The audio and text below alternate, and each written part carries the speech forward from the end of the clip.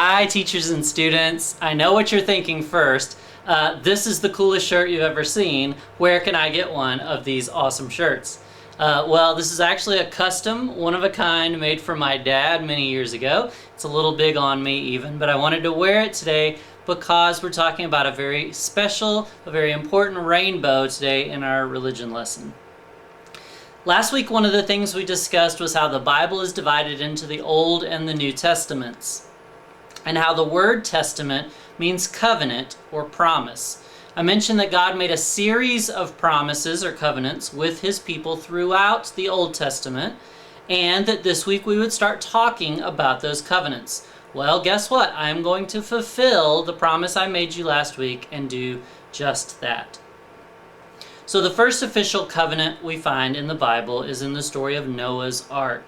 If your class watched the animated video right before this, then you've just experienced the story of Noah's Ark. But if not, it might be because most of you in your class are already real familiar with the story. But in the story, God's disappointed with the wickedness and with the sinful people, and he wants to start all over again by flooding the earth. So he picks Noah and his family to build a big boat, and then all the animals come and get in the boat, and then the floods come, etc., etc. So it's a great story about Noah's faithfulness and about Noah's obedience to God. I want to share with you some pictures that I took about a year ago. 2 summers ago, our church youth stopped at a place called the Ark Encounter on our way to a mission trip.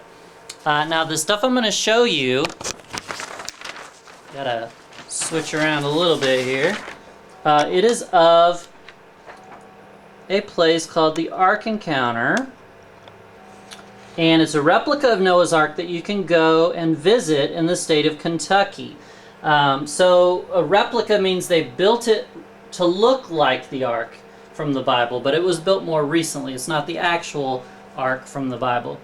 So this one here is a picture of all of us standing well in front of it. It's quite a ways in the background. You may recognize some people in this shot, some of our current 8th graders. Maybe you have a sibling or a cousin in the shot. To give you an idea of how big it really is, that's a few of us. That's Marlo and Connor and Patrick up real close to one of the ends of it. So yeah, this is really huge. And then once you get inside of it, it's kind of like a museum. Here is a shot of one of the displays that they have. This is up at the top there is one of Noah's sons. Pouring food into the feeding trough that goes down to whatever animal that's supposed to be. So that's supposed to show you what it looked like when they would have been feeding. And then here is one. This is a little statue or animatronic that they made of one of Noah's sons' wives getting food ready for probably all the humans, I would imagine. Preparing their meals. This is what it might have looked like in the ark, in their kitchen. Then throughout the museum, they had these like graphs and charts and different displays along the way to show how they think it would have worked to fit all those animals and people and supplies on a big boat for that long. So these are some of the details they've kind of guessed at as to how it would work. And then this is a picture of what they show as the 4 different levels or floors of the ark, and what each area might have been for to make it all work. And then the people who made this Ark Museum have even thought about how they would deal with the animal droppings. Have you ever had to clean up after your pets when they use the bathroom? Yeah, so imagine what it would be like to have to clean up after 2 of every kind of animal that there is. Ugh. Now, some of the stuff in this museum was a bit much for me, but it was really neat to go, even if I didn't agree with everything that that particular organization believes in the way that they interpret this story in the Bible. But it was a fun experience for all of us to walk inside of this big ark and see what it might have been like under the circumstances back then to be in a giant boat for that long with all the animals and stuff.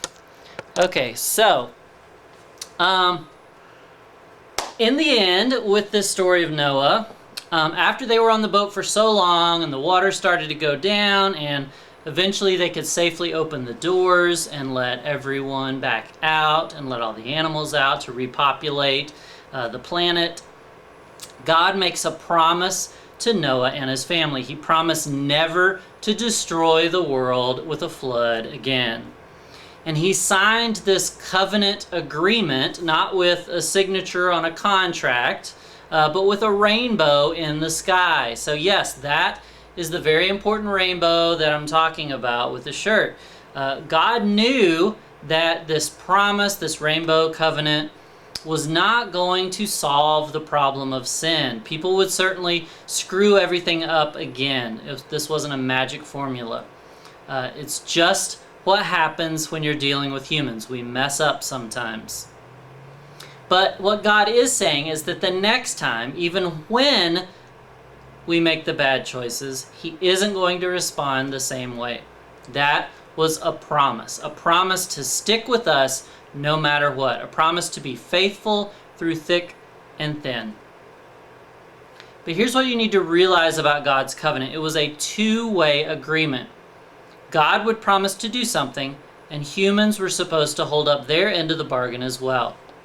It's kind of like when God originally gave Adam and Eve paradise, but then said, don't eat the fruit from this tree.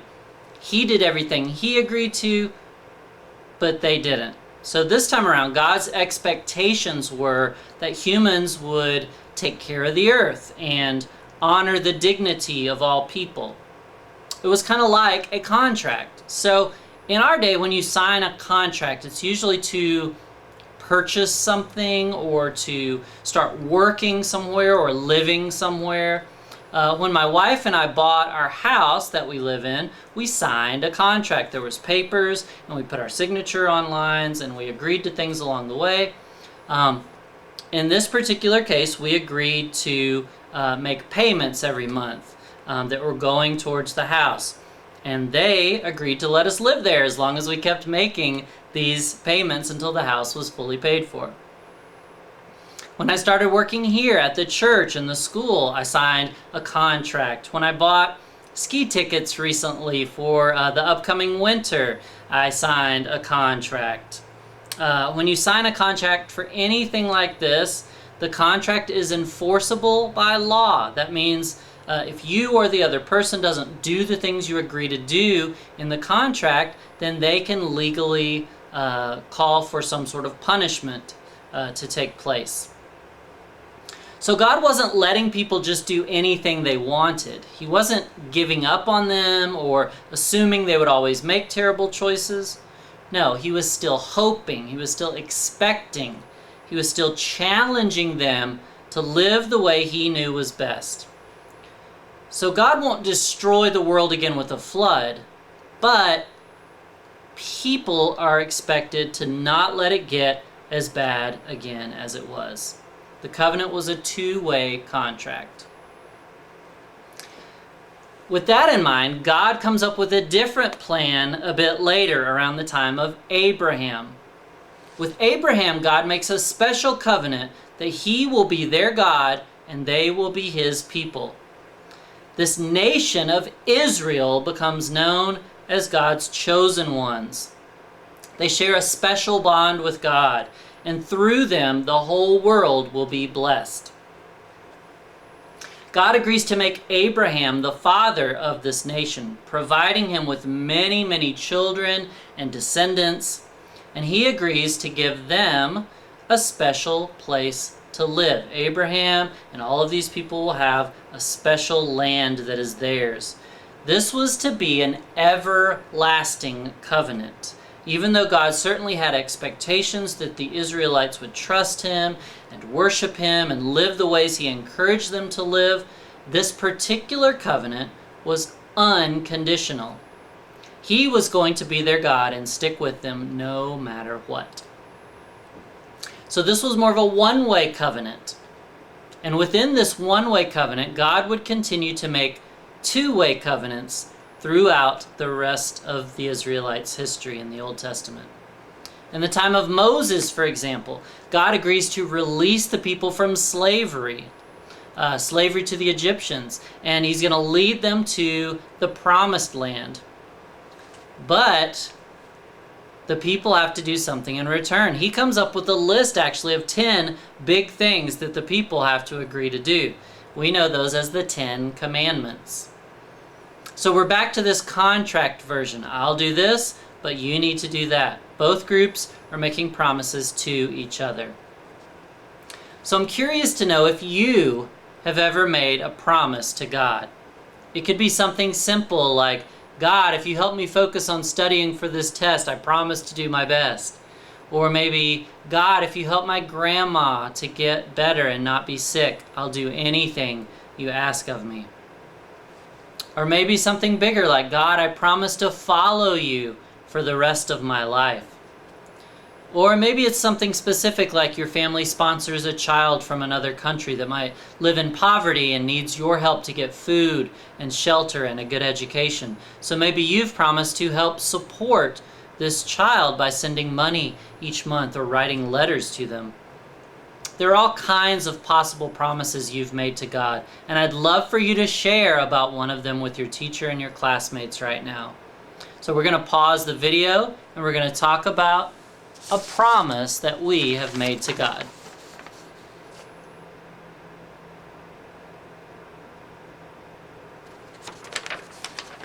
So I hope you had some great stories to tell of promises that you made to God. I'm going to tell you one real quick. When I was in grade school, some of your ages, I was at a Christian concert, and the musician up front stopped at one point and was talking instead of singing. And he was talking about how much God loved everyone and how God wanted to have a special relationship with each one of us. And he asked that if there was anyone in the building that wanted to invite Jesus into their hearts, to come forward and to make that decision. So I decided it was definitely something I wanted to do that night. I'd been a part of the church all of my life, but this was an important decision that I made that day. I went forward with several other people, and a pastor said a prayer for us, and I promised that I would follow God, learn more about God, and try my best to live for Him. I want you to think back to a few weeks ago when we talked about Adam and Eve. We talked about why God gave us the freedom to make our own choices. If you watched the animated video that day, one reason they said in the video was, God wants us to choose to obey because we love Him, not because we have to. So every day we can make a choice, or a series of choices even, to obey God and to live our lives for God. And that's the process I started that day at that concert. It was a promise I would have to make over and over again, because sometimes I would forget to make good choices. But it was a promise I'm so glad I made, and I'm so glad I continue to make every day. And I'm so glad I realized that the promise God had made was for me, to love me and to live within my heart. Covenants between God and His people would continue throughout the Old Testament. And then when the prophets came along, something big happened. There were big hints in several of the books of the prophets in the Old Testament of what was to come once we get to the New Testament, the second section of the Bible. First, in Isaiah, there's talk of a suffering servant, someone who's going to come and take on the punishment for everyone else's sins. And through his suffering, they will all find healing. Then next in Jeremiah, there's mention of a new covenant in which God will once and for all offer forgiveness of sins. We know that the people will find these things in Jesus, God's Son. He will suffer for them like Isaiah talked about, and His suffering will provide the forgiveness that Jeremiah mentions. But at that time, the people didn't have all the information we have.